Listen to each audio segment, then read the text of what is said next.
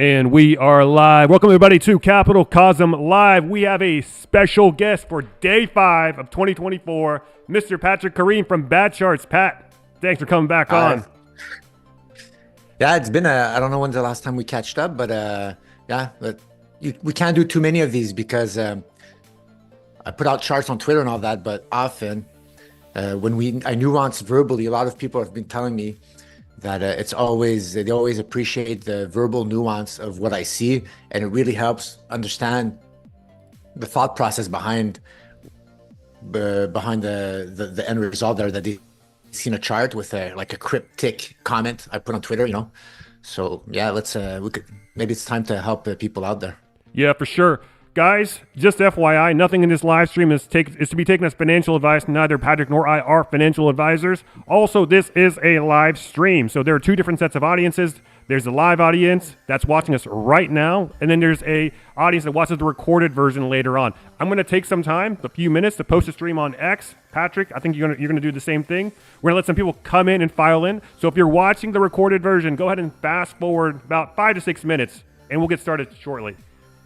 Okay. So I'm going to go ahead and post a link now. Pat, I'll go ahead and send it to you as well. I'm going to send it to your DMs. Or you can just share it from my, you can just take it from my Twitter feed. Cool. All right, it's done. Awesome. Beautiful. Perfect. Well, hey, did you have a good New Year's?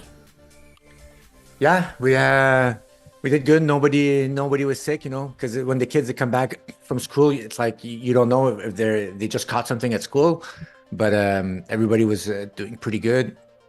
We got to see the family over the vacations, do some activities, the whole family. So yeah, it was overall a great holidays, great Christmas, great New Year.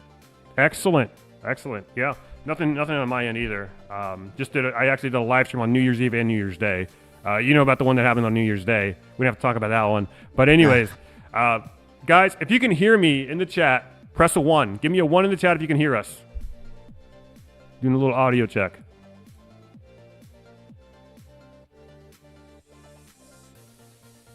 So yeah, I mean, we just finished talking for 30 minutes off camera, and we're like, we need to get this stuff recorded. Yeah, I know. It's always been like that, but I think that the good content out of all the interviews I did and the pre-talk I've done with all the interviewers, often you guys, you're more than just interviewers. I get to know you, and then we talk about personal stuff, with your Lebanese background, and we'd start talking about the dialects and the origins of a whole bunch of stuff. It's the important stuff. Let's say for that people want to listen to us, for the trading and all that. It often comes back because now it's we talked about it. It's in your brain, and during the interview, I'm pretty sure there's stuff that we talked about. Oh man, that's high value, and you're just gonna pop it out, ask me about it, or I remember what we talked about, and I could just do a segue and just interject some of that information we did before. Yeah. By the way, I mean, we're on the same wavelength. Did you not realize we're in the same shirt? Almost. The polo, yeah. Yeah. Comfort, man. Comfort. Yeah. Well, hey, it's looks like we're 3 minutes in. Let's see how many people we have in the chat, in the live stream. Okay, we'll give it 1 more minute. Get a little bit more people in before we kick things off. Yeah, because usually I remember back in the days on my Bad Charts channel, I used to do some live streams. I don't know if the OBS, I think I set up the stream before, and I kind of warned people that it was going to be a live stream later on. But this is we just decided right now there to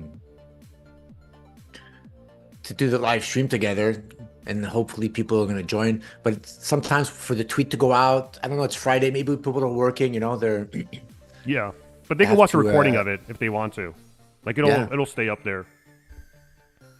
So yeah, guys, we're trying to give you something new. We're experimenting with a few things, see what works. Maybe you guys like the live stream format of these interviews. You can interact with me and the guest. We'll see how it goes. Okay, let's go ahead and get started, Pat. Yes.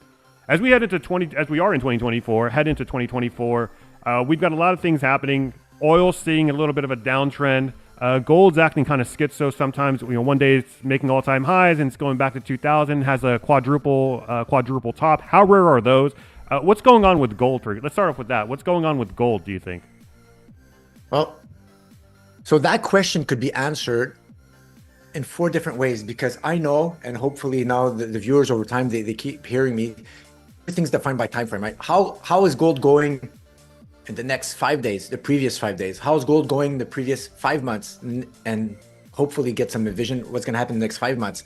And I could zoom out, and each of those 4 questions or 5 questions, depending on the time frame, will have different answers. Like, gold could be going terrible, like you said, like going schizo on the smaller time frames. But if I zoom out, then that's nothing, right? Because for, let's say gold's going up, then it's going down. For it to go, let's say gold's been going up for 10 years, and now it goes down for 3 months, or let's say 1 month down. But in the yearly defined uptrend, it's like you can barely see it. It's a blimp, right? So my best advice for people is find out what your trading profile is, what your emotional profile is. That's the first more important. Do you want to be on the screen every single hour? Do you want to be on the screen every day? You have day jobs, you don't have time. Like, figure that out first. And then those questions, you could easily answer them by looking at the chart. I don't know. Can I share my screen? Yeah, go ahead. The host has disabled screen sharing. Oh, you need to get permission from me, Pat. Should I give you permission? Yes. All right, you're in. All right, here it is. So look, the gold chart. Let's go look at gold. I'll remove all my drawings, start fresh. Let's go on the highest time frame. So let's answer that question. What's gold's doing? Look at that. So gold's been in an uptrend ever since 2001. Then after that, that was a bottom, but here was a beautiful breakout. So gold's been in an uptrend above, that's my 12-year moving average, the blue line, ever since, for a long time, right? Even so, but on the shorter time frame here, it lost it, and now it regained it. And now there's a new uptrend that started here. And I don't know about the noise that people are like on the smaller time frames. Yes, it's been going schizo, but look at that. This is the yearly candle for this year. So there's like 5 days, but it's practically at the same place it was at the beginning. Mm-hmm. And this is what's important, guys. This line here. And why are these 1 year candlesticks more significant than the daily candlesticks? Because they encompass all the trading days of the year. So all the market participants in the year, the hedge funds, the pensions, all that noise reduction consolidates into one candlestick. Yes, the rebalancing. Like, everybody's had time to position themselves. So everybody had time to position themselves. Plus, way more money is involved. Like, all the transactions, all the inflows, all the outflows, all that is encompassed in one candle. So all that daily noise, all that stuff, it's all in there, man. That's a lot of information. So that's the pro of using a yearly chart. And another pro of it is you just have to check it once per year. It's like, we're in January. In January, you should be going over your quarterly charts because you just closed a quarter, your semestral chart because you closed the semestral quarter, the half of the year, and you close a yearly. Might as well check it out, because when I see a chart like that, a candle like that broke out above all-time highs, it will not happen very often. So now, if you wait to check the yearly chart next year, the year after that, and you skip a few years, you're not going to see that this happened. This is a yearly confirmed move above all-time highs. This, in essence, is it's a pull flag with an implied measure move here. So you're bouncing here on a rising trend line. You have the breakout here, sideways move, break, like, goodness. It's like, so on that time frame, gold full steam ahead, full steam ahead on that chart. It's like there's nothing until it loses this rising trend line. I could put it here with the markers until it loses that. Yeah, there's maybe not 3 points yet, but it's really tricky. But until it loses that, it's there's nothing wrong with it. So then I could zoom in on the semestral candles. Look at that. Same thing again. Just powering up. Nothing wrong to see here. I could go on the quarterly. Here, even on the quarterly, it had a confirmed breakout, an aggressive rising trend line breakout. So often these they it could be rising trend lines. Often these could be bearish rising wedges, but when they break to the upside, it's often a powerful signal. So the reach, what you want to see right now, guys, you want to Is, see that go is that a bullish engulfing on December? Was that what you would call it? December. This is quarterly. Oh, sorry, October rather. Yeah. The last completed quarter. Yeah, bullish engulfing is when you start below the candle, and then after that you close above. So it started. Yeah, I don't know if it started. Yeah, it's a Yeah, bullish engulfing. practically. I mean, it pretty much is. Yeah, and it's so powerful that it engulfed the two previous quarters. Yeah. So what is That's like what does that mean? What is that a sign for? well, it's a sign of the buyers. They came in. The sellers came in at the beginning of the quarter. The buyers came in and they pushed it all the way up. And this was the intraday. You know when they sold off like overnight there? It left a wick. The wick's there. I would have rather it be a smaller wick like we had back here in the first quarter of the second quarter of 2019.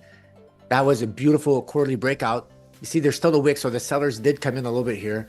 Sellers did come in here a little bit, so like there's turbulence, but it's still look at the height above the breakout line. It's not a marginal breakout. It's not. It didn't close like like by a whisker. It's convincing, right? And now what happened during the month? Since that quarter closed, we came all the way back. We retested on the smaller time frames that trend line here, that rising trend line, which is now support. Look, as long as the price never closes back below this line here, you're not having a what we call a false breakout and then a reverse move. That's uber bearish. That if that would happen, let me just clear up indicators. Let me clear up my drawings just to clear it up. So if this happens, yikes. You don't want that line to fail. But if it just reads and continue upwards, then you've had it. It's a done deal. You've also had here another bull flag moving up, yeah, it's bullish stuff. I could go down the yearly on the monthly, remove drawing. Yeah, look at that quad triple top. Well, there you go. It's broken out convincingly here. Convincingly, there's noise, but now if I put that on a line chart, you don't see those wicks. It's just like trending upwards there. Nothing wrong here. Here, all that you're above here. It's above. So yes, of course we could retest it, but right now the burden of proof for the bears is to break below that. Then if you break below all this congestion area now of support, that 2000 to 186, the bias is bullish, right? On going upwards. Yes, of course, look, there'll be pullbacks along the way, but it didn't break down, for crying out loud. It's like when I hear $1,200 gold, I'll tell you when people could call, like, let's say back here, I'll just zoom back in the past, do a blast from the past, replay. See, here was scary back in the 2018. It was closing below. Then of course you could start looking at lower targets, right? Because you failed, you never broke out above this level here. But as the price morphs, and this is practically I'll just accelerate it times 10. But as the price decided to not go down, here you're bearish, neutral bearish, but you're never long until you cross that line here. And once we close above that line, well, we know what happened. It just blasted upwards. Wow. Oops, goodness, I don't want to do that. So if you were to be transported back to, I don't know, what is that, 2018, 2019? Yes. And let's say you had no prior, you have no knowledge of the move ahead. Where would you have positioned? Where would you have kind of gone long? Right here, June of 2019. I'll tell you, there's a few. This is a monthly close above a convincing breakout line. There's one here, horizontal one. There's another one here. So this candle closed above here marginally, closed above this huge monthly defined breakout line. That was also a quarterly close. It closed above. Man, look how clean that is. Like all these wicks were false breakouts on the smaller time frames. The noise I just. Yeah. The market says, no, you're not closing the quarter above that breakout line. And look at that candle. And Goodness. and, and the more times these candlesticks touch this line, the more profound the move, the breakout becomes, right? Because it becomes a stronger and stronger line. That's right. Is that right? So a line it's when you're below it, it's resistance, but it's a breakout line. And the more important the resistance is, the more important that breakout line becomes. So that's the length of a line, the more it's like, look, when you see that, often people they start doubting, but this is like what we talked a little bit before. People they have a whole bunch of indicators, but then they think by adding indicators, adding a whole bunch of stuff, they're adding value to their analysis. But if you don't understand what one of those indicators, one of those lines, one of those moving averages, what it truly means, what it's truly telling you, then you're just adding noise on top. And that's what I've realized over like the years I've been doing this, like since 2006. The Analysis simpler it is, paralysis, right? yes, you're just paralyzing yourself, and you're not understanding anything in depth. You're not becoming you're not become a specialist of understanding what that single trend line is. Because if that trend line, the longer it is, the more important it is. The the more time evaporates, the more of the bag holders of the previous bull run, they've had time to, honey, I'm sorry, I lost so much money, and they just clean out, right? They give up, they clean out. All these guys are gone, but you need time. If it's short, let's say here it goes up bonkers. People think, oh, it's to the moon, but hold on, there's a whole bunch of bag holders there. It needs more time. Even here in the 2016, a lot of people here were calling gold to go up, but guess what? It needed more time, and it needed more time. So that flat plane, also that trend line, the angle of a trend line, the length of it tells you the importance, right? The bigger the base, the higher in space. But it also tells you, because it's flat, perfectly flat, that means the momentum is 100% neutral. So you're not in a declining trend line where even if you break above it, when you break above a declining trend line, that means the momentum is still going downward. So even if you have a strong rally up, often that rally is going to halt at the next a wall, like this line that I had right here. Right. It has a high chance of halting here. The less and less steep the line is, it's mathematical. It's the plane's flat. There's almost no, it's neutral. There's no more bearish momentum defined by the length of that line and its flatness. So once you break out, there's two things happening. Now you're breaking from below to above a flat plane. So that plane is not providing any additional resistance. It's just there. Okay, I'm breaking out of the water, right? I'm not trying to go up a waterfall. I'm just like, I'm in my pool. It's easy to jump out of a pool, right? If there's no like waterfall on top of you.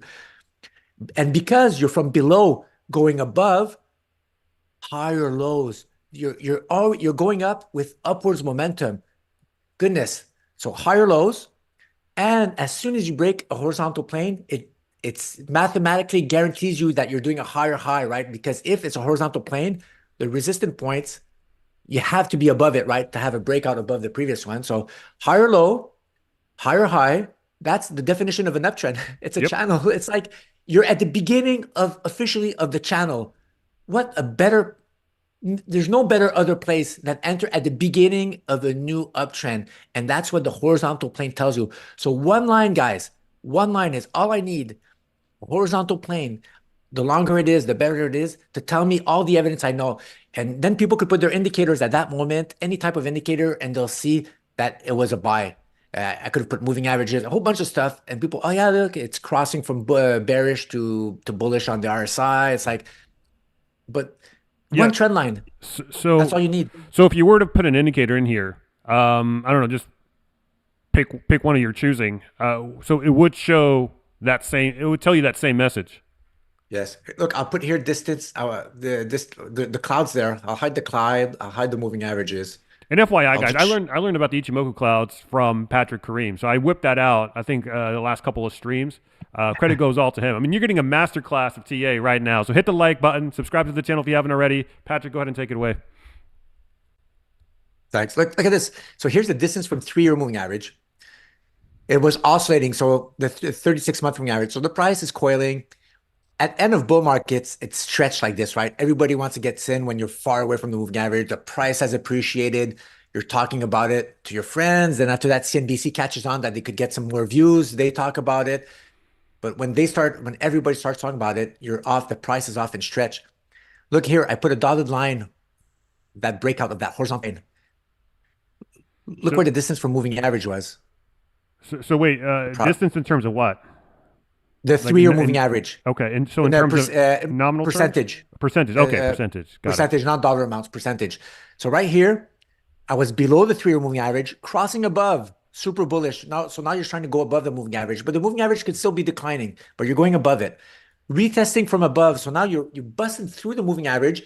Now you retested from above. So that moving average was previously resistance, now support. So that's a bullish, like ding, ding, ding. That's a bullish clue.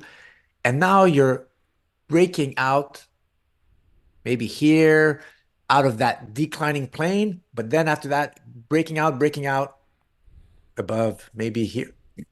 I'm breaking out right here above a flatter plane of resistance. And just like I explained below, sorry, above the planes, the flatter they are, the less resistance they offer you. And you were just breaking out. And after that, it just blew out. The price blew out until it got so stretched from the moving average. Look at that. Historically, this statistically, mathematically, over 40, 50 years, it's very rare that gold was able to stretch so far away from its three-year moving average that it could keep going out. Look, it only did it once here at the blow off top in 2011, here 2007, here 2006, and here in the 70s. So if you look at a three-year moving average distance, mathematically, while everybody's getting super greedy back here in June, right? This was probably crazy time, right? It's like mathematically, you were now entering very lower probability that the move was going to continue without either a correction in price and or time. And guess what happened? Price went sideways and down a little bit, but mostly sideways. And as price goes sideways, it's the moving average catches up. So that's what you're seeing here. You're seeing a reset in momentum. And now guess what's happening today? I double click. It broke out of a descending trend line. So that's the momentum, but often that's rarely the one, right, that goes up. What applies for the price, now I have another line here, or it's probably, I could probably stretch this one here, this zone here. Resistance, resistance, resistance, breaks out, support, bounce, breaks below, resistance, resistance, and look where it is now. It broke above. So this pivot line is like it's a trend line, but that's tested from above and below. It's been converted from resistance to support. So now we're in a configuration where we're like this there a little bit. We're like this. I could even stretch this. Like I could stretch that longer, and you'll see the more hits it is, like that blow off top, support, resistance, breaks above, support, and then support. Here 2008, really low below. So we're here. It's tough. It's like the momentum as defined by distance from moving average is not overstretched. You're not in a profit-taking zone. It doesn't mean the move is guaranteed to go up, but you're not going to get halted because statistically you're in an area where you're supposed to stall. You have more chances of stalling. You're all set up. This is what I call fuel. If the price wants to go up and accelerate away from the three-year moving average, this is the setup. There's time for that. The price, like we covered the yearly, semestrial, all that, they're all breaking out. So there's fuel in the gas tank, and you're breaking out from that horizontal plane, which I explained. The horizontal plane is where, like mathematically, physics, scientifically, that's the place where you'll have a higher chance of the price not getting dragged down. And a lot of the great chart traders, they'll tell you when you ask them what's the preferred chart patterns, the classical TA guys, is it the symmetrical triangle? Most of them will prefer the patterns where the breakout is a flat plane, like a head and shoulders, inverse head and shoulders. It's a flat plane. It should be a flat plane. And you have the head and the shoulder before breaking out. That's a higher low. So that's already half of the equation before you do an upwards channel. And then all you need is the breakout from the flat plane. Then you got the beginning of the rising the new rising channel. It's like, but you see, look, you don't even need to get fancy. So I added that indicator there, but I kind of knew that because I had a long trend line you could mathematically, if the price oscillates tightly and coils over long periods of time, guess where the moving average is going to be? You're going to be right on it, right? Practically all moving averages, the longer it is, the longer the moving average will be in that in that congestion zone. Look, I don't even have to put them. Here's a 12 month. You see how it's tight. Here's a 3 year. You see how I'm Yep. coiled and tight. Like, and that's what an expertise like a chart trader who's been doing this a long time. The implicit positioning of the moving averages, he knows where they are because by the size of the pattern and the shape of the pattern, the coiling the price, he doesn't even need to put an indicator because he knows the great TA guys, the classical chart traders, they don't even need to put moving averages because the chart pattern itself will tell you where the moving average is if you're coiled and tight and expanding or if you're stretched, like any type of rising channel. So here's another thing that people often wonder. Like when you decide to put your line, so you've got this ascending wedge here. What's stopping you from drawing another line just horizontally at the very bottom? Let's say from 20, yeah. So like, in looking Like at it that that, way, or no, the other way. higher. Yeah, like that, like that. Well, you need for a line to morph into existence, it needs three reactions on it, three bounces. What if you extend that line a little bit out to 2013? Like this. To 2013 is fine. Well, essentially Yeah, what you like do that. have Yeah, here like that. is that is a valid support line. So here, see you see there's a reaction. So it was Mm-hmm. resistance, breaks out above, tests from above. So that's support. Congestion area bounces, fails, goes back above, it becomes support, congestion area, and here it reacted well. So that's a great, it is a valid place, a valid area of support when Because like you're above. what I'm trying to do is I'm trying to put myself in the mindset of someone in 2013 to 2017. And if I'm looking at this, I see just a horizontal consolidation. I don't know if it's gonna break out to the upside or downside. So that's what I'm trying to get at. If I were Well, transported to that time. because you're doing higher lows, you have to respect what the price is doing. So yes, Mm-hmm. there is a valid support there, but if you really want to contain, where's the price getting contained? Where is the price uh, coiling? What is it actually doing? Then pivot lines in the middle of it will help you within Mm-hmm. that bigger pattern, but always try to go to the extremes of the pattern. The furthest you could go even away, maybe you'll get some clues, but that's telling you Yeah. that you're doing a higher low, and that plane is it's flat. Maybe here there's another line. It's almost a symmetrical triangle. They're coiling. But you could put the support, but it's not. There's not. It's not a. That's not the pattern that's in front of us, right? Even here, see here, that's an expanding wedge. That's like a megaphone pattern where people often say that's bearish, but if it breaks the upside, it's bullish. It's just it's a volatile consolidation from a pull flag. And that's where like you get the next targets for gold. If that holds true, then we're going to 2,800. All the energy that was 20 compressed. 2800 under what time frame? Is that Well, look, they broke out. Often the pull, the angle of the pull is mimicked on the way out. Doesn't always have to be like that, but here I'm just doing a perfect copy of it. So here you could actually somebody could actually say that maybe in 2025 we'll be there.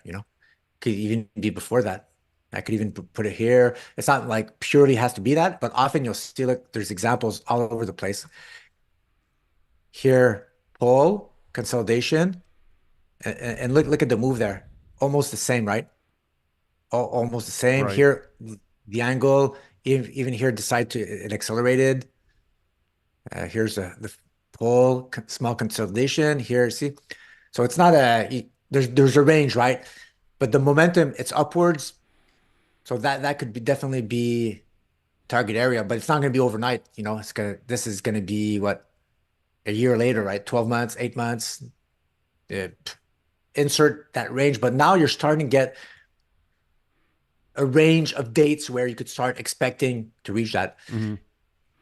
What about ratios? Like looking at gold price and like relationships to other assets. Is, would that tell you Yes. something additional? Yes, of course. So now after that, the next step is whatever you want to buy, you want to make sure you're outperforming gold, because if you're not outperforming gold, why are you in it? That should be the first reflex. So let's say I put in the Russell. I like picking on the Russell. That's pricing gold. So if you have the Russell here pricing gold, move drawings. The Russell peaked price in gold like back in 2000. It's been, even with the Russell nominally, we know that it's been, I'll put it in a new pane. Here, see, here's the Russell for 2000. It was right here at 559, and look at that, all the way today. It's at 2000, like above 2000. But in real terms, it's been underperforming gold. So what's it's telling you that the Russell is primarily going up, not because it's just outperforming and the growth is all great. It's mostly because there's been destruction of purchasing power, because we know gold tracks inversely purchasing power. And guess what? The Russell is here. Look, see its price in USD units. So that's how many US dollar units is required to purchase one share of Russell, right? So, but here is how many ounces of gold is required to purchase one share of Russell. And if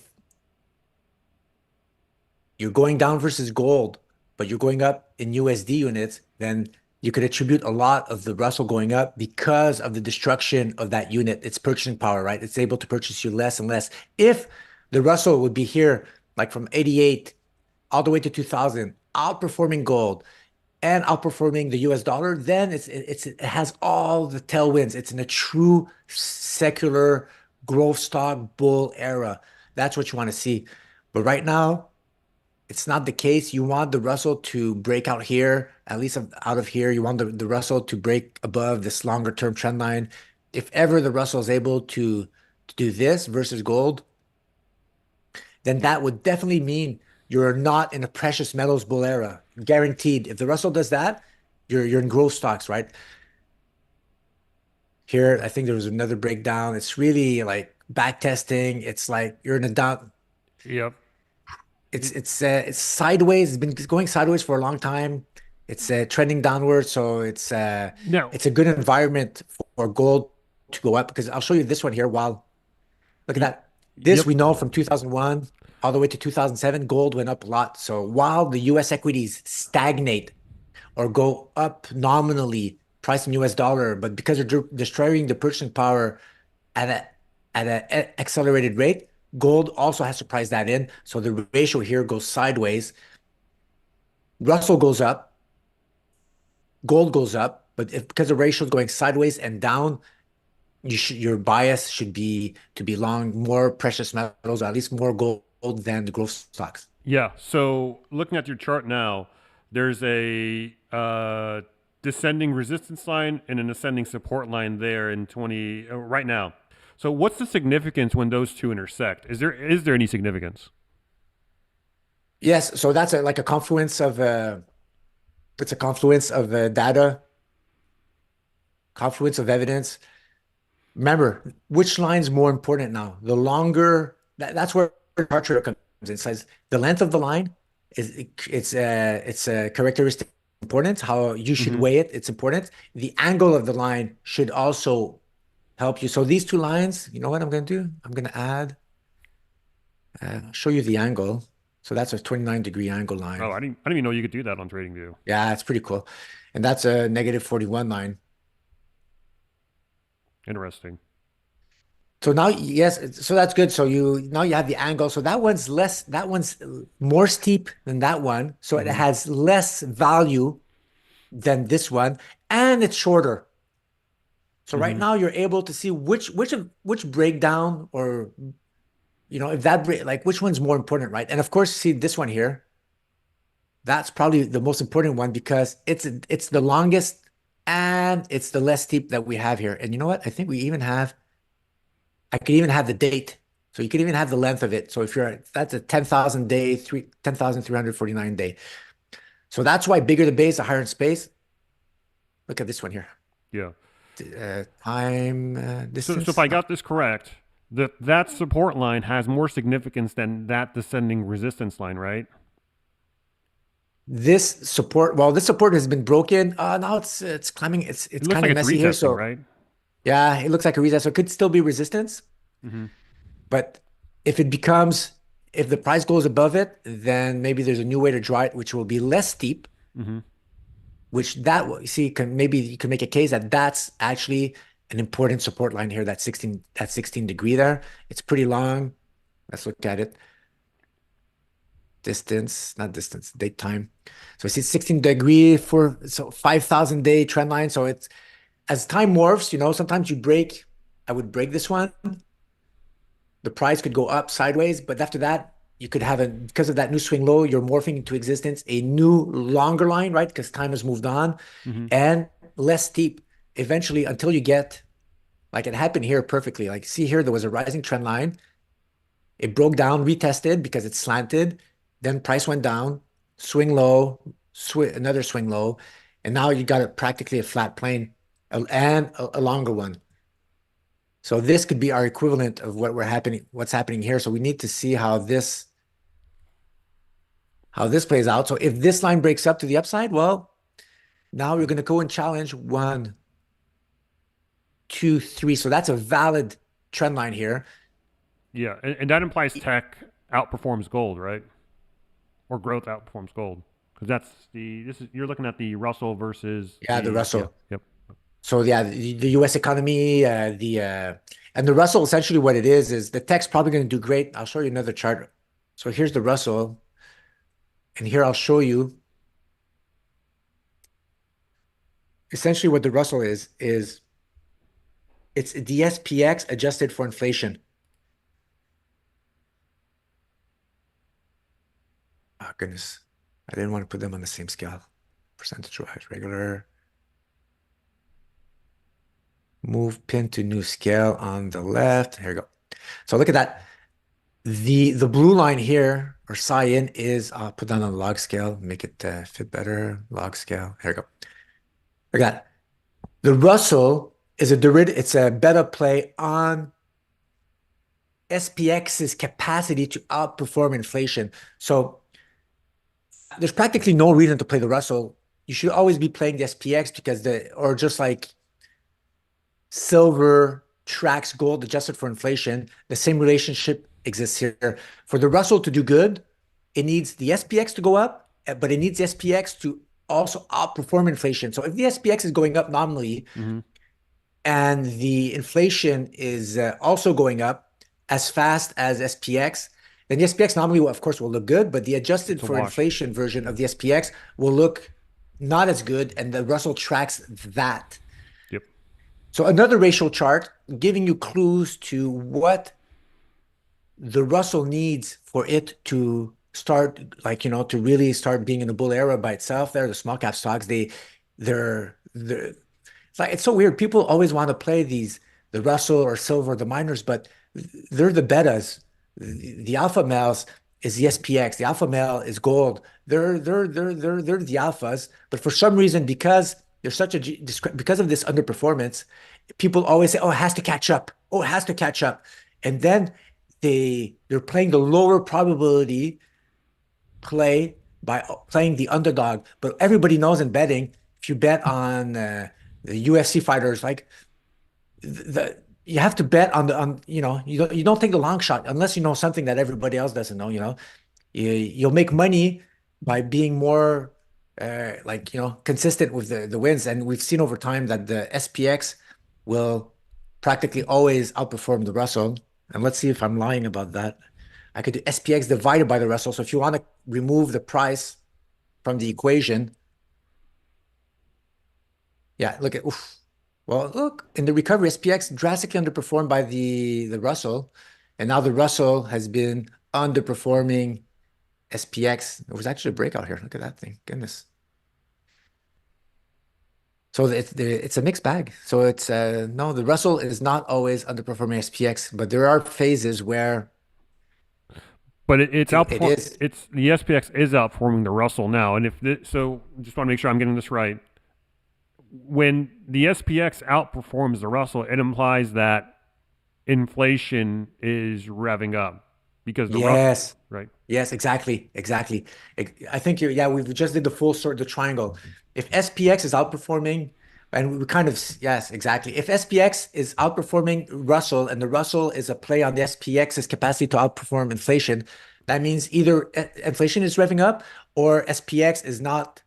And it looks like inflation was about to rev up in mid to late 2019 up until the pandemic happened, and then there was a sell off. But then we know the story there. It resumed its journey up.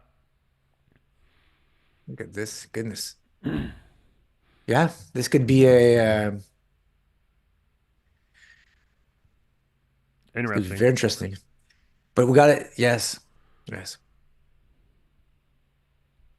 So that's how you could start using rate ratios to bring another layer of. That's why, like in our tagline, I wrote the chart defined macroeconomics. Essentially, I don't come in with a thesis and stick because I studied a thesis of how the markets are supposed to participate, what drives the Russell price, is it GDP? Like instead of doing it that way, I look at the charts. I could talk with you. I talk with Kevin, my partner, at North Star Charts, and then we look at the ratios.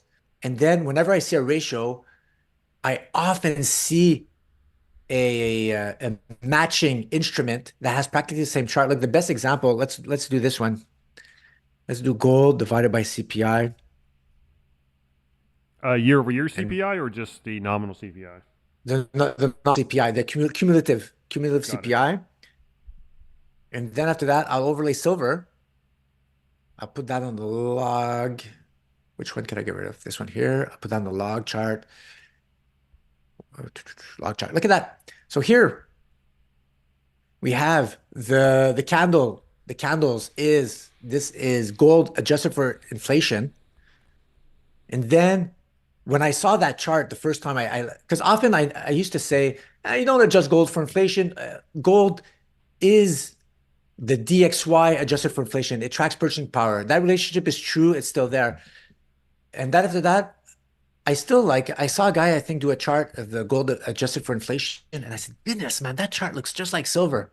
So as a chart trader, I'm not limited to the confines of supply and demand of ounces of silver, of COMEX, the bullion banks, the paper shorts. Like I don't have that burden me of trying to always rationalize. People say, why does it have to move up? It's like they're putting themselves hurdles to them to accept that it is moving Yeah. up. They're if they don't understand why it's moving up, they refuse to play it because they won't be able to justify to their friends, their family, their wife that they bought something. But the price is going up for crying out loud. And it's like people aren't listening. And often at the beginning of a bull run, unless you're a true contrarian, often there won't be a reason to buy something when something's like, flat, nobody's talking about it. Yeah. It's But interesting because this chart is it's essentially what the doctrine there is that gold doesn't lose. You're not investing in gold. Gold just holds its value over time. And so this chart shouldn't, in theory, go up or down. It should just kind of be like a steady state. So if you were to draw like an average line, like a best fit line here, it'd probably be around 2.3 or 2.7, I want to say, or as an average. So either one of two things. If that's true, then either one of two things have to happen to revert back to that mean. Either gold has to come down, or inflation has to rocket, well, I'll or tell you some why mixture of both. this chart's not meant to go back to the mean here because gold doesn't track inflation. Gold tracks the US dollar adjusted for inflation. Mm, I'll just pop it up there because that's why people often they come and say, Patrick, I don't know, inflation's been going up, gold went sideways. And well, if the US dollar strength is strong and versus other currencies and there is inflation, then gold's going to go nowhere. If the US dollar is weak and there's no inflation, or neutral inflation, gold can go up even if there's no inflation. That's people have a hard time understanding that there could be zero inflation, 1%, 2%, like super low. Like in the 2000s, inflation was kind of low, right? It wasn't like we had, I forget what it was, 4 or 5% max. But because there was US dollar weakness, gold went up. So I have proof in the pudding. Proof in the pudding, I'm not sure. DXY, so that's the US dollar versus other currencies, adjusted for inflation. So let's pop that up. And then here, I'll just put the gold chart. Let's put the gold chart here. They're reverse images. Look at that. They're reverse images of one another. I'll drag the gold chart on top. So, I'll so that's the flip. DXY divided by CPI. Yes, I'll flip the. Where's that one's too much. Log, log. I'll invert the DXY adjusted for inflation just to and you'll see over long periods of time, that's what gold tracks. So it's a mixture, and it makes sense, right? Because it's not what the US dollar, what's a unit of US dollar? It's a unit. It's nothing. So to know if that unit of US dollar is able to purchase you more stuff, well, you have to adjust it for inflation. Once you adjust it for the inflation of it, the remaining unit, that's what it's able to purchase you. So that's what gold tracks over long periods of time. And look at what's happened here, man. This is bonkers. I'll put regular candles. I'll re-unflip it because now we know it tracks inversely. Mm-hmm. Purchasing power, so as defined by the US dollar, is breaking down. As broke down, Wow. like it broke down last month. Tried to retest during the month here. So right now it's like just consolidating. So that's the inverse image of the gold chart. So I'm just trying to understand this chart. So this is a DXY divided by the CPI. The DXY is a dollar index relative to a basket of other currencies, and that's basically saying that the dollar's strength relative to other currencies is weakening relative to its own CPI, relative to its To own its buying power within Yes. the United States. Yeah, so I Correct. like maybe somebody could make sense of it. Could say, of course, because you have to import goods, so you have to buy goods there. You have to buy, I don't know. It's like, but the chart, if you start with the truth, which is the chart, then you could attach a narrative to it. And what's kind of tricky is we could look at that chart. You could probably find a guess, or you could start thinking about, oh, okay, that's the narrative. But you might be wrong about the narrative because maybe it's like some type of mechanics, we're It, we're not experts maybe in that particular field of why this chart looks like exactly like the inverse of the US dollar. And then you get in a situation where you're starting to believe the narrative and the thesis, which is fine. We could definitely attach it because it helps people like reason through this, why this chart works out. But sometimes I have people don't trust this chart because they can't synthesize a narrative they can believe in. But sometimes you have to accept that there's stuff that you don't know, but the price chart is doing something. It's telling you that there's a confluence of evidence. There's a DXY is breaking down versus PI, gold's breaking down in its own price chart, etc. And because you weren't able to accept that you didn't know what the reason was, and I'll tell you what's often it's not just one reason. Often it's a plethora of reasons, and each of these reasons have different weights, right? Sometimes it could be the milkshake theory, which like takes more of the reason, and then that reason could shrink over time, and another reason blows up. Some reasons you might never be aware of. It's this big money that you have no idea what's happening in the background. Nobody's talking about on CNBC. Does that reason not exist? Why it's behaving that way? People have to be honest with themselves. You think you're getting all the news. I think we're getting a fraction of the news. It's like, who knows how much news we're getting, right? There's analysts getting high paid jobs across the planet for a whole bunch of pension funds and all that. It's like, goodness, like, who are we on FinTweet or listening on YouTube? Like, it's tough, to accept that we could scratch poke of elements, but we have to be honest with ourselves. We don't know the whole picture, and there's chances are that we'll never know the whole picture.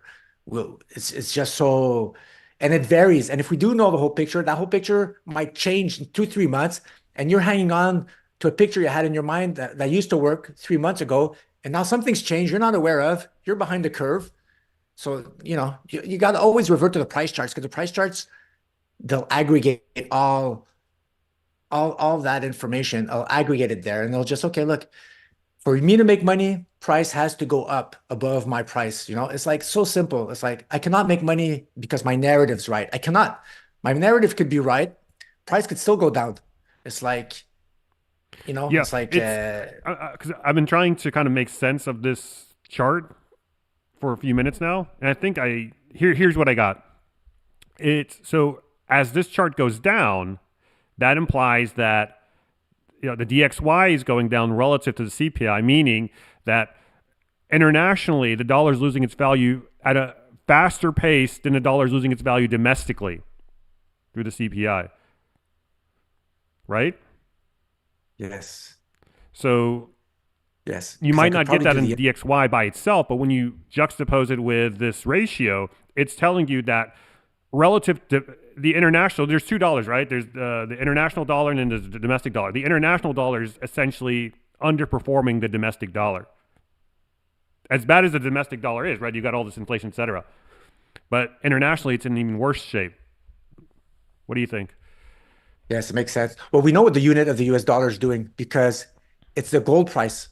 If the gold price going up, well, it's not just the US dollar. It's as I've shown, it's the US dollar adjusted for inflation. Oh man, you're gonna I'm gonna have to deep dive that some more there. Goodness, I'm gonna have to Yeah, I yes. mean this is a really good chart.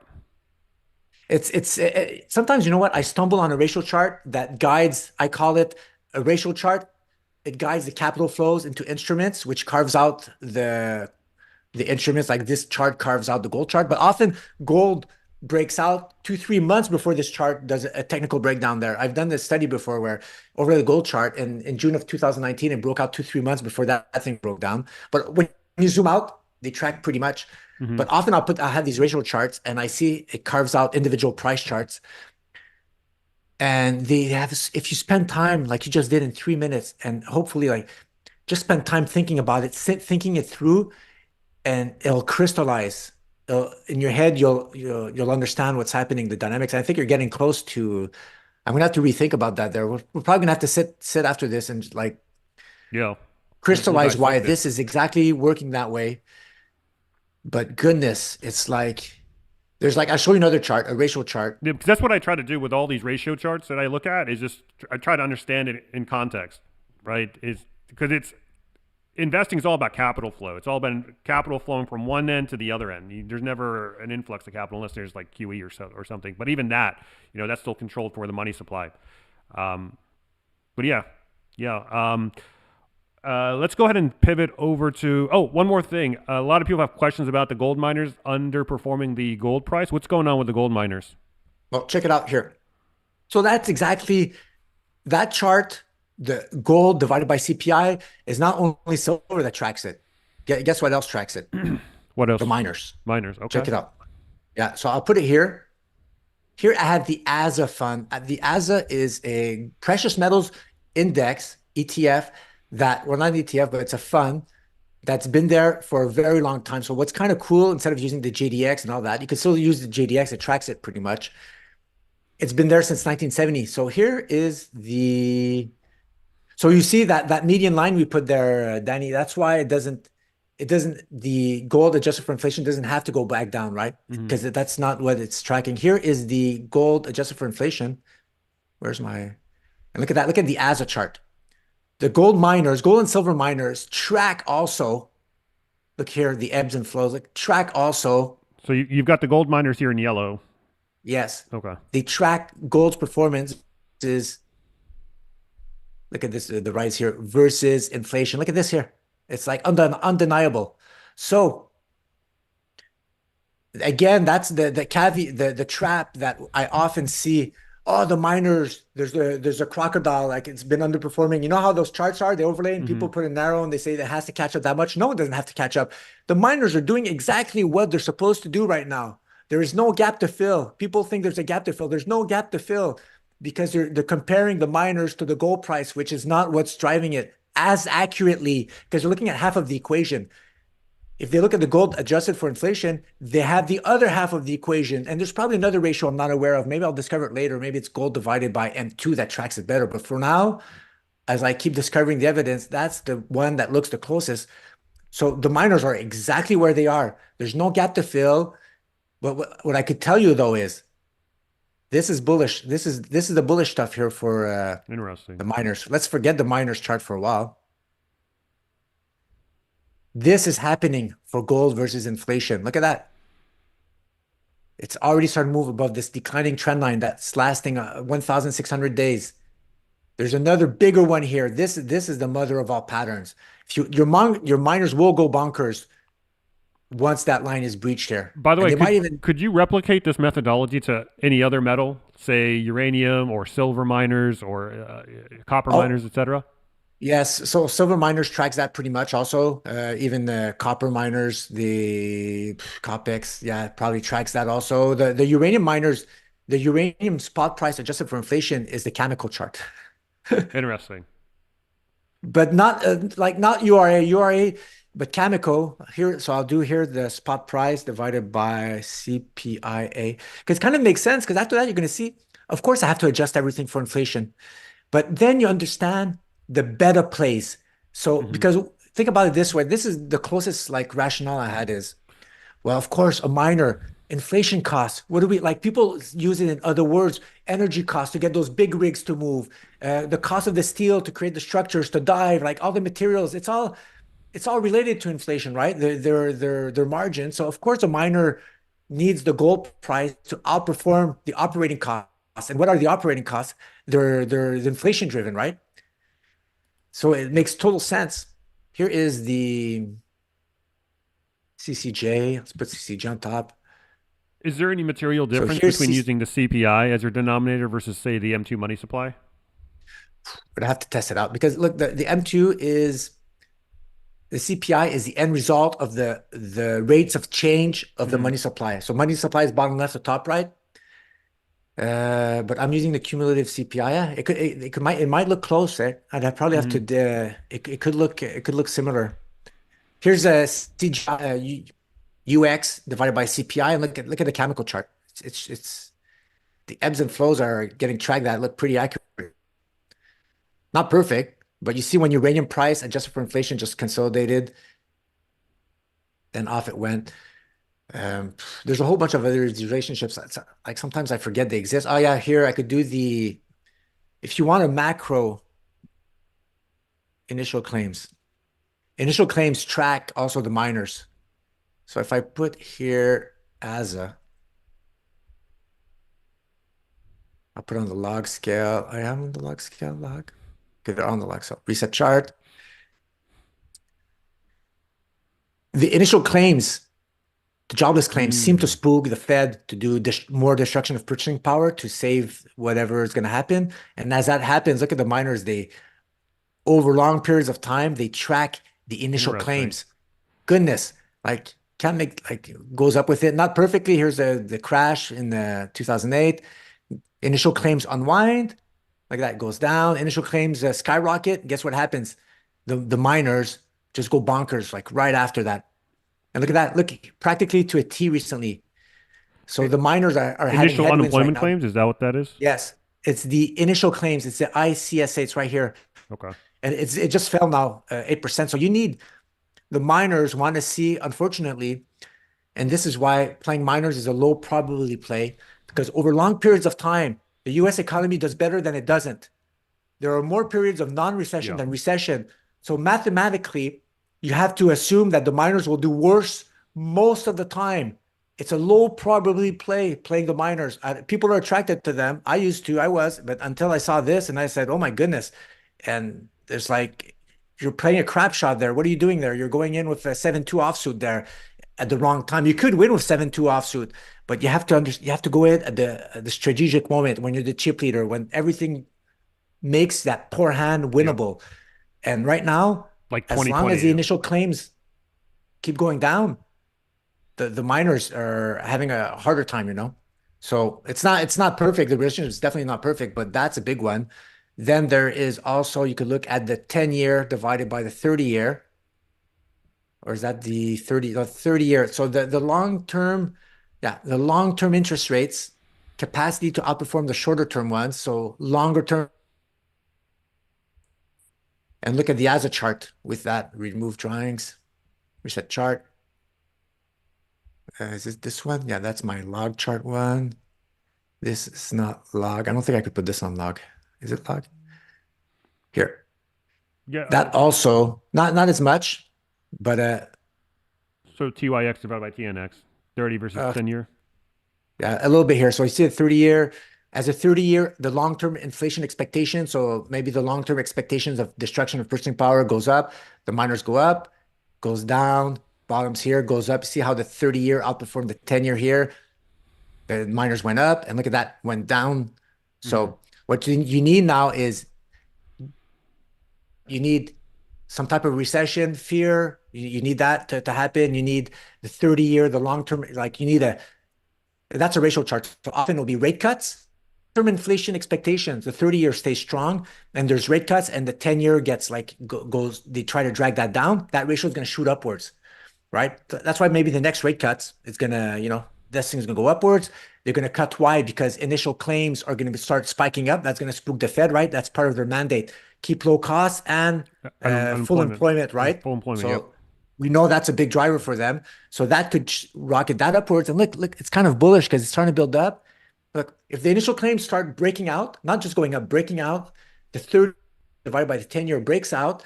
Yes, the miners, and you see gold.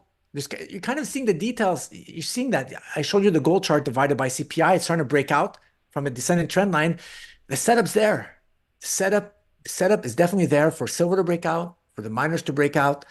We're getting close to that. But most of the time, they're any hodler of Yeah. miners will tell you, I Miners are trash almost got long term. divorced Yeah. over it. They'll tell you, and they're arrogant and like, no,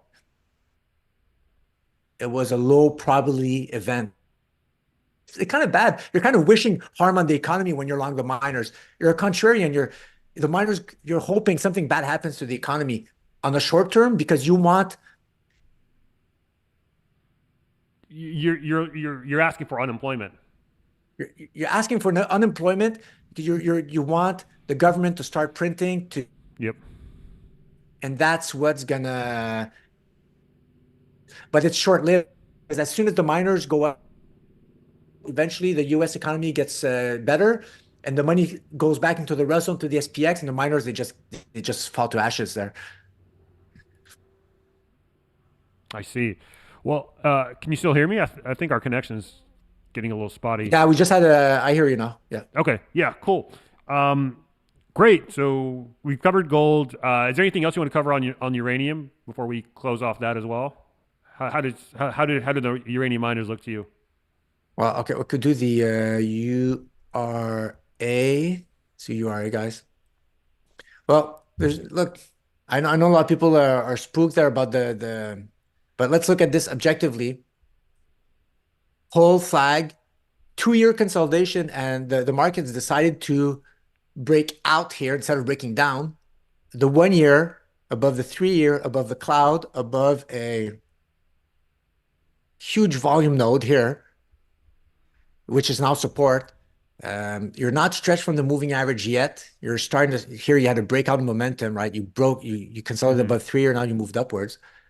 As long as you're able to stay above a rising distance from moving average, right? You always want to stay close to moving average. You don't want to stretch too far away too fast, but you don't want. It's healthy to keep outpacing the 3 moving average, right? To show you're not vulnerable. It's like my analogy for this is you're on the highway and you're going at 80. There's no cars in front of you. You have room to accelerate to 90, 100, right? There's no traffic in front making Yep. you go from 100 to 70 to 60 to 50 because the more you slow down, that's your momentum drying up, right? And after that, you're vulnerable, like to not going backwards on the highway, but like to halt or maybe do a U-turn, and that would be the equivalent of going backwards on the momentum. So as long as uranium is able to just keep grinding higher above this rising trend line and retest it, and the longer it is, it's an uptrend. Higher Okay. lows, higher highs. I think a lot of the angst comes from the fact that the spot price continues to rise while the miners are pretty much stuck in this. Looks like a double top when you if you consider the 2021 top the last top. Well, I don't know, man. Like, You know, yes, yes, because the uranium price is going up. People are like, yeah, but what's in yeah. the So it's at URA $92 there? It's like, today. So if you look at like let's say URA or URNM divided by UX1, you'll see what I'm talking about.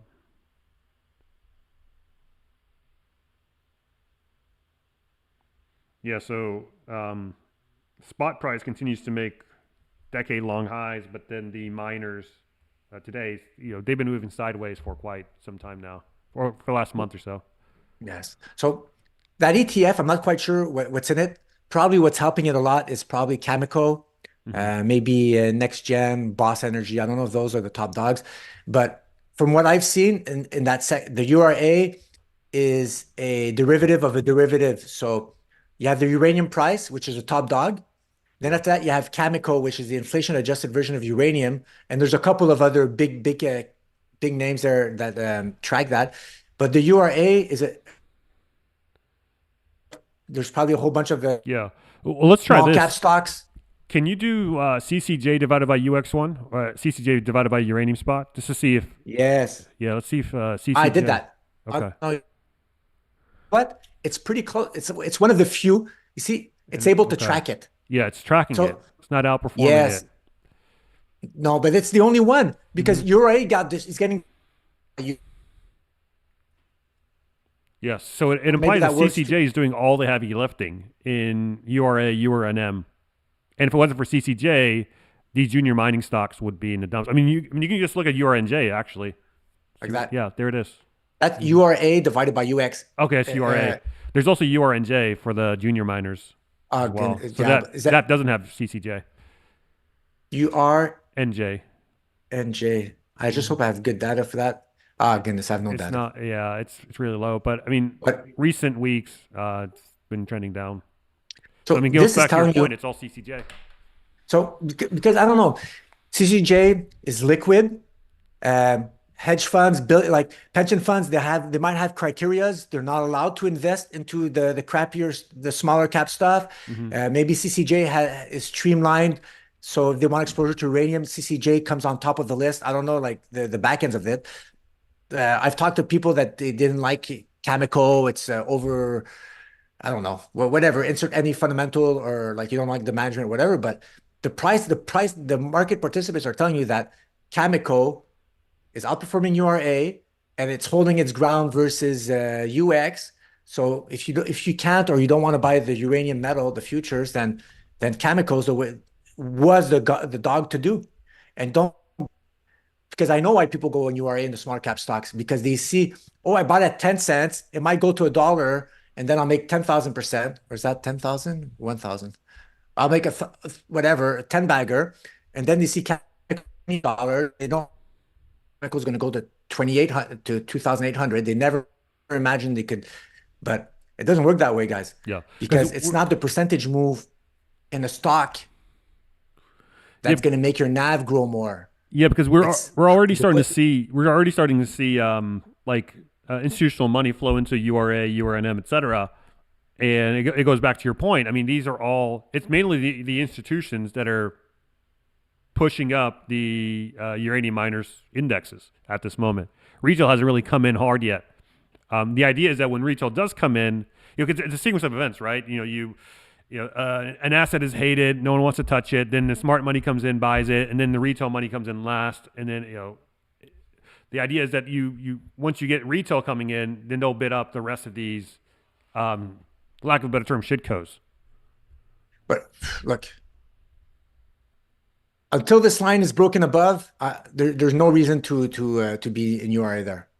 Look, Mm. even there's a breakdown here. Like Yeah. until that could be a false break. That could be super. Look, in hindsight, I never buy a bottom because that bottom might not be the bottom. Who knows? Like it's in a Mm. downtrend. Mathematically, it's below a Hmm. moving average. The trend is down. You're on the highway going 100. right now, right? So to be able to go the other way back to your home, you have to slow down. So the momentum has to slow down for you to be able to take the exit, to take the overpass and come back the U-turn, be able to do that. So you have to slow down from Yeah. going It's 100 getting to pretty zero. close. Then you have to re Yeah, your distance from the moving average is that bottom chart there. It's getting pretty close to that bottom in Yes, 2015, 2016. that's right. So now, okay, this is the bullish news for you. You are statistically, it's rare that you're that stretched from the 3-year moving average, right? So there's some type of recovery. So this is not, I'll tell you one thing, because you're stretched to the downside is not it's you shouldn't buy it there, but you should cover your shorts. So this is how you do it. You buy when you're, let's say you're short here when you're losing momentum below the 3-year. You see how it was?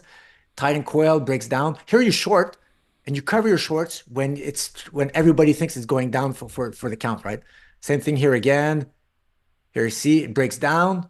You're breaking down below the 3 moving average. You cover your shorts here. So here right Mm-hmm. now, what could start happening is the people who are shorting URA are going to start covering. So that could help it regain some momentum. But you don't play this here. The low You could play if you want, but the lower risk is the pay dirt. This is the lower risk opportunity. It's not, it's here. That's when URA is going to start really outperforming the uranium metal, and that's when you get a move, right? You get a better move like this here, that move here. I never play this here. From here to here, there's no way of knowing that was a move until you close above the almost horizontal plane, because you just don't know here. You think it is a bottom, but there's a lot of places along the way when it was going down from 2011 to 2011 or 7 all the way down to the bottom. There was a lot of occasions there. I have my perfect example, even Chemical. Look at this thing here on the way down there. People hear, oh, it's a rally up. You think you're ready. It falters. Oh, you see here, you think it's a breakout, but you're still below declining 3 moving average, below the cloud. Oh, it falters. It's like, Mm-hmm. it doesn't mean it can go up, but the probabilities the new of starting the new solid multi-year uptrend, they're lower here than they are here, right? Look at that. Here now you have better odds, better probabilities. And that's all we do as chart traders, is try to identify the probabilities of having that crazy sustained move, right? You can't, What's that graphic where that chart on the right hand side, the green and the pink, not the clouds, that's no, this, yeah, that thing. What's that? that's the volume profiling. So essentially all Oh, this okay, the volume volume here, profiling. Got it. this is volume per day, per date, per candle, and this is volume per price. So it's telling you, hey, look here, see that huge volume? It's normal that there's a lot of volume here because look, the price stayed here a long time, right? Stayed here a bunch, stayed here a bunch. So that's a lot of hands. People who want to get out that bought lower, they get out here. People, they took their profits, etc. So, and people who bought at the top, they sell when the price goes back up because they want to break even. But once all that's resolved, the market decides a new direction, and that you vacuum up until you create the next volume node. See, we're right here. That's why Chemical is slowing down now. I It's see. hitting that congestion area here. Mm-hmm. But as soon as that resolves upward, if it decided not to go down, but the bias is upwards because, well, Chemical is stretched from the moving average. There's no buy signal for Chemical there. Mm-hmm. Chemical, you had to buy that like 5, 6 months ago there. Now it's trying to resolve it, but that's where it is right now. So that's volume profiling. It's kind of telling you, look, see the huge base. There was another one here. So that was as the price broke out here. Look, the price broke out. It was vacuuming. The volume was diminishing because all the hands that need to get transacted, people took their new positions, they exited or entered, and then after that, you write it. Look, I see. there's a vacuum here, right? Look at the price The vacuum. bigger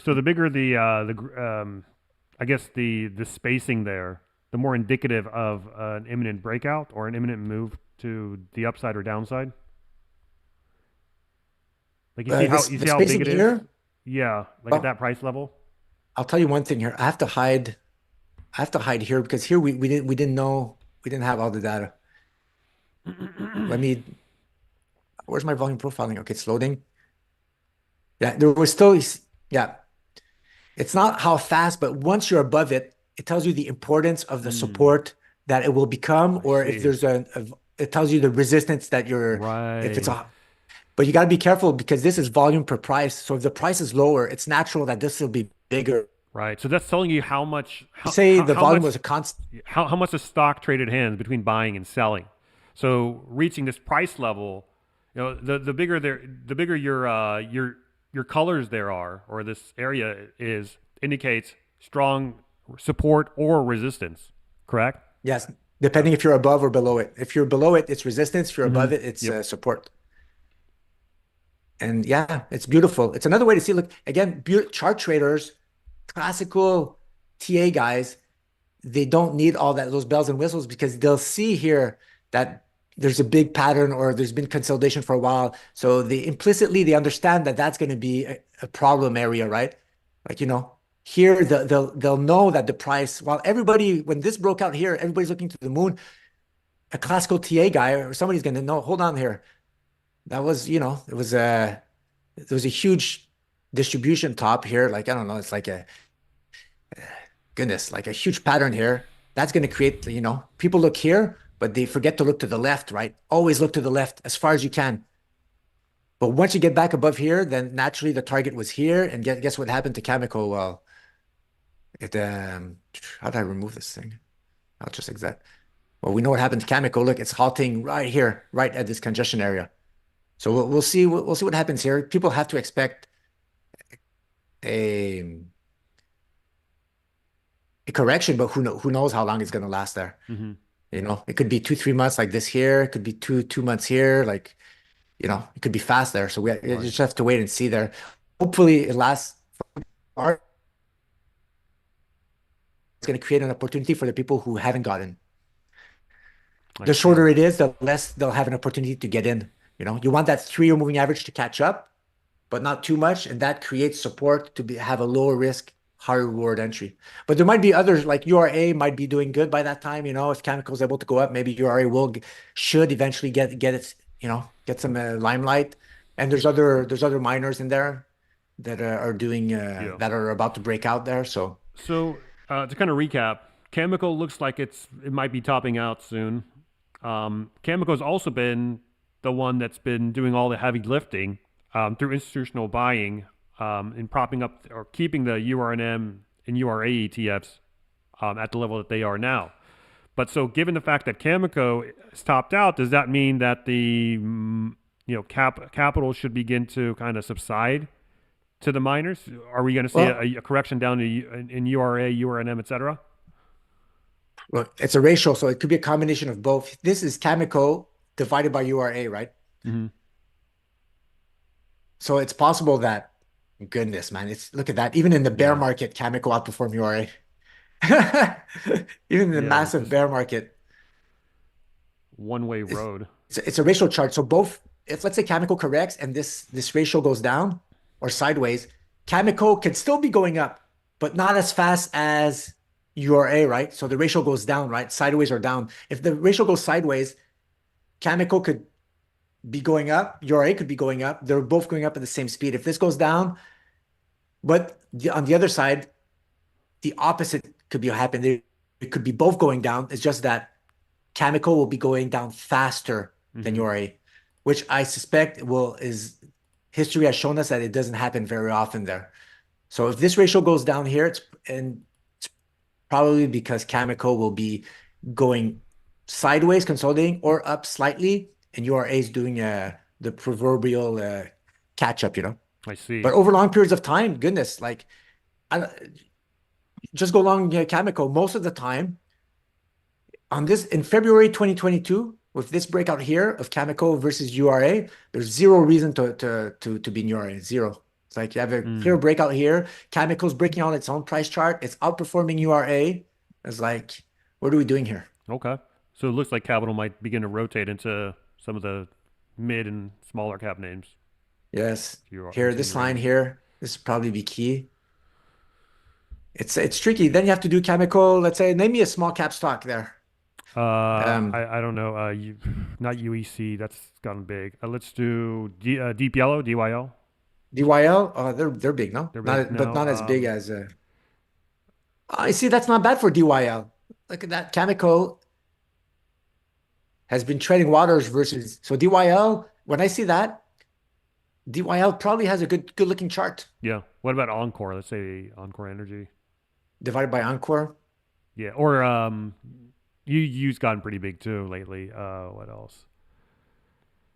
Uh, hey Chad, give me a small cap uranium stock you want to look at. We'll wait for the chat to drop a name. Laramid small, I guess. Yeah, you can do that. Laramid.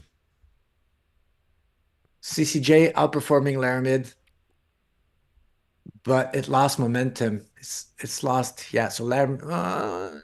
Okay. So that rising trend line. Laramid is not being that bad versus Cameco over long periods of time. Not that bad. Okay. It's look, it's yeah, chemicals is just such a beast there. It's just a beast. So if it cools down a little bit, the rate. Let's do the ratio charts, guys. Look, if you see a breakout for your instrument, the day, let's say you see a chart there, like I'm just gonna back up there. The day that you guys see a chart like this, remove drawings. Here, let's say we're here, but it's the inverse. We're back here there in February of 2022, but it's not CCJ breaking out versus URA. It's URA breaking out versus CCJ. By all means, go buy the URA, buy a whole bunch of these or any instrument, but do a ratio chart because the ratio chart is telling you the truth. Mm-hmm. If something else is outperforming you, why are Yeah. you in that thing? It's all You're prices. Prices denotes value relative to something else. You've always got to ask the Yes. question: compared to what? Right? Look, URA might go thousands of percent up. Chemical might go 1,200% up. But objectively, if I'm telling you, do you want 1,200% returns or 1,000% returns? Seriously, which one are you going to choose? Yeah. You're going to choose a 1,200, right? Of course, Yeah. unless you don't like money, you want less money. Mhm. Nobody wants, like, of course, you're going to go with CCJ. So a ratio chart will tell you which one's outperforming, no matter how much is the percentage moves of the individual miners. Like this is objective. There's a price breakout. Right now it's trending upwards. But as soon as, yeah, it's like it's rare that URA outperforms chemical. Very rare. Goodness. Yeah. This is like, I don't know, the equivalent of maybe Nvidia versus NASDAQ there. But can it keep doing that? Keep going up? Sure. Why not? Okay. As long as it's above a rising trend line, it's in an uptrend. It's like there's no reason what would to happen here. It's like until this thing goes sideways, until it does that, chemicals the one to hold. I see. There's no reason to hold URA. Maybe there's maybe miners in the URA that are going to start outperforming chemicals. I'm sure there's some hot dogs in there, but you'll have to go one by one through them and make sure you own the best of the best. Because this is the other thing. When you have a chart breakout like that, that means you're getting the tailwinds. Mathematically, probabilistic wise, that's what people have to start seeing. It's just you're like Lennox Lewis. You have the best trainers. You have Emmanuel Stewart. You choose the venue where you want to fight. You choose the color of the ring girls. Like you have everything. You choose. That's what it means when you break out. You have more tailwinds than headwinds. You're the favorite. Yeah. And it's as simple as that. The URA is the underdog, but the underdogs will lose more often than they win. But when they do win, you get a bigger payout. Well, you've lost all that time and you've lost all that money, all that time. I'm just telling you, wait until the chart's going to tell you when it's time to go along the underdog. When the chart goes like that, that means the Lennox Lewis is tired. He's in the 8th round. He forgot to train. He's tired. He got punched a few times in the stomach. And then the underdog, Racim Hackman, has a chance to knock him out. But until that happens, you bet on Lennox Lewis to jab the hell out and right cross Hasim Rahman every single time, just like in the rematch. Hasim Rahman will lose 9 times out of 10 versus Lennox Lewis, 9 times out of 10. So why are you betting on Hasim Rahman? Just because it happened, it doesn't mean it was the correct move. Just like Georges St. Pierre losing. Nine times out of 10, George St. Pierre should beat Matt Serra. It wasn't right to bet on Matt Serra because he won that one time. You got lucky. Or you didn't have the probabilities. You just didn't. You just got lucky. So if you try to repeat that lucky roadmap more often than not over a long period of time, over many, many, many, many trades, you won't make it. And George St. Pierre retired at the top. Oh goodness. He sold at the top. I'm so happy for him. He sold at the top. Not like Anderson Silva. Silva kept going. He should have sold early on. It's so it's crazy for St. Pierre there. Like it's like a fairy tale career. This guy comes back, he beats Bisbing, leaves. Thank goodness he never fought Habib. Thank goodness it never happened because he knew exactly when to leave. Oh goodness, it's like thank goodness he had negotiation issues with the USC because now it's just everything lined up perfectly for him. He probably wanted to stay and fight one more, but he went on the top. So that's what you want. And like you watch his last few fights, he was winning them all by decision. There was no like definitive knockout or anything like that. Anderson Silva, he was more definitive. He would win but you could tell towards the tail end of his career, he was getting a little slower, a little more sluggish until he got knocked out by who was it? Weidman. Yeah. Yeah. And it was getting tricky even against Chael Sonnen there. He was losing that round until he got that triangle at the last minute, I think, of the fifth round. I mean, there's a lot of parallels between like sports and knowing when to retire and knowing when to sell a stock. Yes. Right. Yes. I just figured that out like when you were making that GSP comparison. The distance from moving average, when you're distance above, and you start looking, maybe it could go higher. It's fine. You don't have to sell when it's stretched from the moving average. But as soon as you start losing some type of important support, get out of there. You know what? What's the harm? People are afraid. Oh, I left money on the table. No, you made money. Stop it with that loser mentality. Oh, I left money on the table. I never catch the bottom and I never catch the top. You'll know that in hindsight. If somebody says I called it to the T, well, they got lucky. Okay, fine, it happened. But if they would try to call the top every single time, every bottom and top caller, if they take a tally of every single top and bottom they called, most of the time it won't be a winning percentage. It won't because it's you have to see it in where's the low probability, where's the best, what's the high probability place to take profits. Just see it like a zone. Okay, I'm in the zone. I scored the touchdown. I don't need to go to the end of the rectangle where the touchdown is. I just need to cross the line. Who cares if the pass goes 2 meters deeper? Just taking profits. If it keeps going up, that's fine. Move on. There's other chart setups. There's tons of chart setups, guys. Don't get attached to any single trade. And if it consolidates and creates another opportunity for you to get in, then get in later. You have to see it in a fun way, in a relaxed way. There's trades everywhere. Don't think about being a millionaire overnight. Just go with the flow. Look at all these chart setups. And the more chart setups you look at, the less you'll feel confined to play that one. Oh, I know everything about Bitcoin or that company. I have to play it. No. It's like you go at the bar, look at all the girls, have fun, enjoy. There's one girl at the bar, you want to get married and have kids. You just want to choose that girl because she's the only one. Diversify. Yeah, well, at least look around a little bit. It's nothing like you're still single. Nothing wrong. No, I'm not. That's my Lebanese blood guys talking. Yeah. Well, you mentioned Bitcoin. What do you see? I don't know if you still have time or not, but it's just, I mean, you don't have to share a chart or anything, but like, what do you see with Bitcoin heading into 2024? We have a big Bitcoin halving cycle coming up. Do you think that'll, from what you've seen in the charts that you've looked at? Well, I'm going to lose a lot of credibility for all the Bitcoin guys. I care nothing about the halving cycle. Zero interest in that cycle. It's probably already priced in, right? You were at 44,000. Okay, let's say there is a cycle, but there's another macro event happening or that's unfolding, a high interest environment where Bitcoin was never in, that overrides the bullishness of that cycle. So yes, there's cycle, there's less supply, but then there's another macro thing where there's so much, something else happening, overriding that, and it cancels it out. And people in the hindsight can say, yes, it's true. I forgot about that. I didn't know, It's like, but from the price chart, there's one I put on Twitter recently. or two there. My next recent tweets. There's a curious relationship between gold's breakout and Bitcoin's breakout recently. Well, since I think 2000, whatever, since almost the beginning of Bitcoin, it's either or that breaks out. So on the last time gold broke out in June of 2019, Bitcoin was actually doing a bear market rally and hit a wall. So a previous zone of resistance close to its previous peak. And then it went sideways and down, but gold broke out. Bitcoin broke out exactly when gold topped. And that's happened a few times. Every time in the past when Bitcoin broke out, gold halted its rally in 2016, and then it went sideways.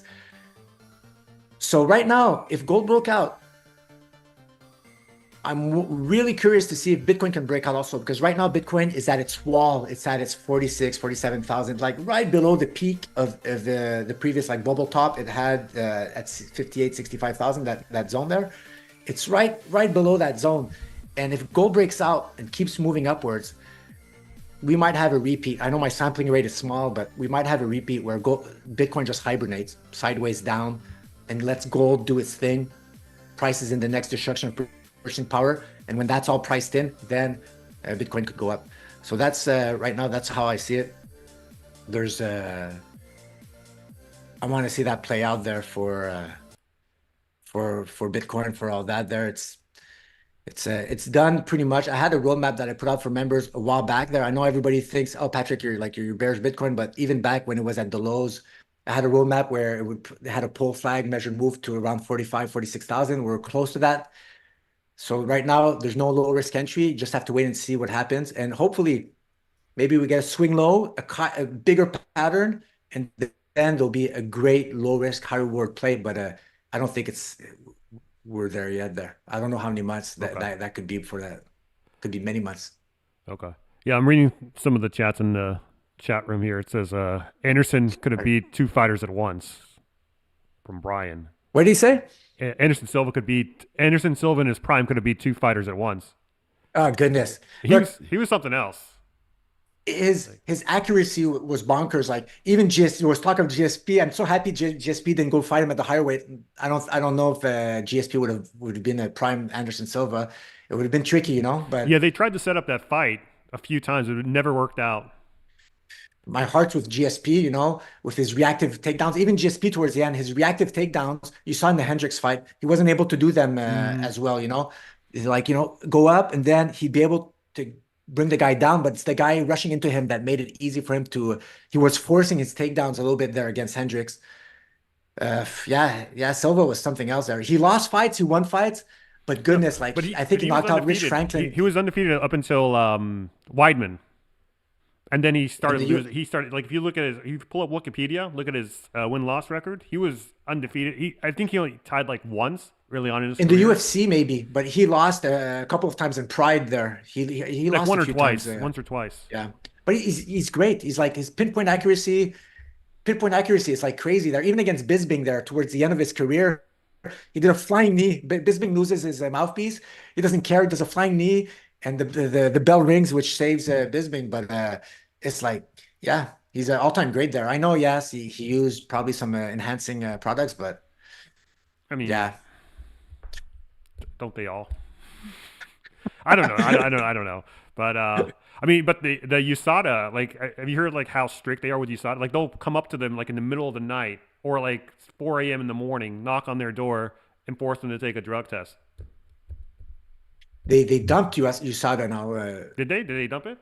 Yeah, they dumped them because maybe something happened with Conor McGregor, and I don't know. The UFC they decided, or they already had plans to move away from USADA. Now they chose another. They were maybe too strict, USADA, maybe. Yeah, because I remember hearing a lot of complaints from fighters was that it was just way too random. Like they wake them up in middle of the morning, middle of the night, very intrusive. Fedor, remember Fedor? He was another one that was undefeated legend, and then he just kind of like fizzled out. He lost a few matches, and then now I think he's still fighting, but he's not fighting like top level talent. Who that? Fedor Emelianenko. Fedor Emelianenko. Yeah, yes. Yeah, He was to fight something Brock else. Lesnar at one point. Oh goodness, that would have been something else. Yeah, because Fedor, he looked like a chubby, like bleh, like Yeah. But that guy, he started swinging like crazy. He had a good chin, and he had his sambo. He could, yeah, I love watching his fights during the Pride days. The Pride was so. I don't know if you saw the Pride Championships. If you haven't never saw the Oh, Pride they're Championships, you got to brutal. watch those because that is like superheroes fighting one another. There was Mirko Krokop, the Croatian sensation, and he had he was in the anti-terrorist Croatian military police, and he used to say, "Right foot hospital, left foot cemetery," because he had these crazy high kicks. It's like you got to Yeah. Vanderlei Silva in his prime, all It juiced was up to the so cool, gills, man. fighting Like you, who? you could stomp on your opponent back then. Ah, yes, soccer Remember that? kick. Man, that was like, and they were allowed to use any type of drugs, just Yeah. not I mean, no what does the marijuana. world come to, man? You can't even use drugs anymore to compete in competitive sports. You can't, stomp on your opponent anymore. I mean, can't a guy just appreciate some unmitigated barbarism every once in a Ah, man. while? Well, that was the Wild Wild West. I'm sure there's some organizations where you're still allowed to do that stuff there. Yeah, yeah, probably somewhere in Eastern Europe or something. I don't know. No offense to my Eastern Uh, European viewers. I love you all. But uh yes. but hey, thanks for coming on, Patrick. This is a really fun chat. It seems like the audience also interacted with the UFC MMA portion of the interview as well. So, we might just have you on. We can just talk fighting. Uh, I'm a huge fight fan. Like I boxed when I was a little younger, nothing professional, but I love the work ethic of I respect a lot. I know it's not bad. yeah, the It's honor not good. code. You did some boxing? No, I've done some boxing, but I'm not like Yeah. a super proficient at it. I know Oh, enough to like get around. yes. And but the workout is like the first time I went to a ring sparring, I was hard like a rock. The guy just barely jabbed me and I just stumbled. And then I Yeah, realized I knew nothing about yeah. fighting. Like, it's like just to be Start relaxed. Like, sucking you your can't throw dick. 30. Like, I have a punching bag in my basement, and when the guests come over, they start hitting it. After 20 punches max, they're totally burnt out. It's like if it would be a street fight, I would just block and let them, let them waste the adrenaline dump, and then they're like, I just push them, they would fall. It's Yeah, it's a it's really good not easy. cardio workout. Yes, yes, it is. But hey, where can people find you? I've got your X handle on the screen there at BadCharts1. But any other links we should let the audience know of?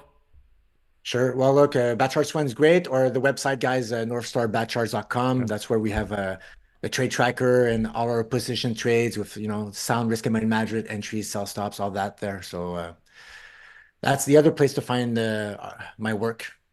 Excellent. Well, hey, if you enjoyed this content, be sure to like the video, subscribe to the channel if you haven't already, comment down below, let me know what you think. GSP or Anderson Silva, who's the greatest of all time? Maybe it's someone else. Maybe it's Khabib. Who knows? John Jones. We'll talk. Or also, if you want to, go ahead and leave me a comment. Let me know what you think in terms of the gold market, the uranium market, the commodities market, all of these different charts that we looked at. Do you agree or do you disagree? And with that said, you guys, I will see you in the next video. Bye, y'all. Ciao, guys. Yeah, let's turn this off.